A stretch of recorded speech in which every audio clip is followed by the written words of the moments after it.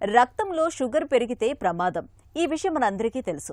అందుకే షుగర్ ఉన్నప్పుడు రక్తంలో చక్కెర శాతం పెరగకుండా రోజు మందుల్ని మింగుతాం. ఆహార వ్యాయామాల విషయంలో తగిన జాగ్రత్తలు తీసుకుంటాం. కానీ రక్తంలో షుగర్ తగ్గితే ఈ పరిణామం గురించి మనలో చాలా మందికి అవగాహన అంతంత మాత్రమే.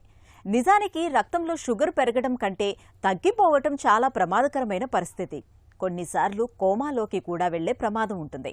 వైద్య పరిభాషలో లో గ్లూకోజ్ కోమా లేదా హైపోగ్లైసిమియాగా పిలిచే ఈ సమస్యను అధిగమించే మార్గాల గురించి ఇప్పుడు తెలుసుకుందాం.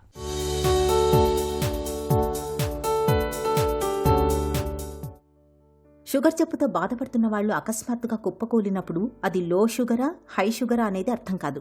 నిజానికి షుగర్ పెరిగినప్పుడు లేదా షుగర్ తగ్గినప్పుడు ఈ రెండు సందర్భాలలోనూ ఫస్ట్ ఎయిడ్ వేరుగా ఉంటుంది.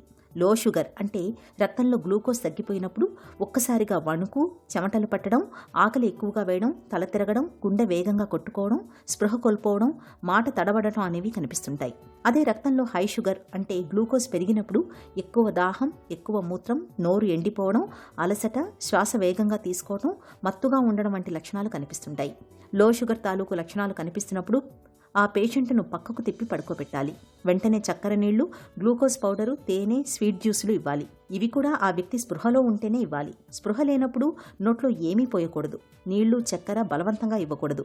10 నుంచి 15 నిమిషాల్లో కోలుకోకపోతే వెంటనే అంబులెన్స్లో ఆసుపత్రికి తీసుకెళ్లాలి. లో షుగర్ ఉన్నప్పుడు చాలా మంది ఇన్సులిన్ ఇంజెక్షన్ ఇవ్వడానికి ప్రయత్నిస్తుంటారు. లో షుగర్ ఉన్నప్పుడు సొంతంగా అస్సలు ఇన్సులిన్ ఇవ్వకూడదు. ఇన్సులిన్ మూలంగా ప్రాణాలు తక్షణ ప్రమాదంలో పడతాయి. ఇక హై షుగర్ అని అనుమానం ఉన్నప్పుడు వెంటనే గ్లూకోమీటర్తో షుగర్ లెవెల్స్ని చెక్ చేయాలి. 200 mg/dl కంటే ఎక్కువగా ఉంటే అప్రమత్తం కావాలి.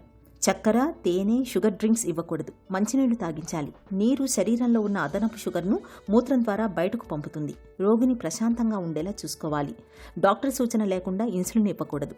షుగర్ 300 నుండి 350 mg/dl పైగా ఉన్నప్పుడు, వాంతులు ఆగనప్పుడు, శ్వాస తీసుకోవడంలో ఇబ్బందిగా ఉంటున్నప్పుడు రోగిని వెంటనే ఆసుపత్రికి తరలించాలి.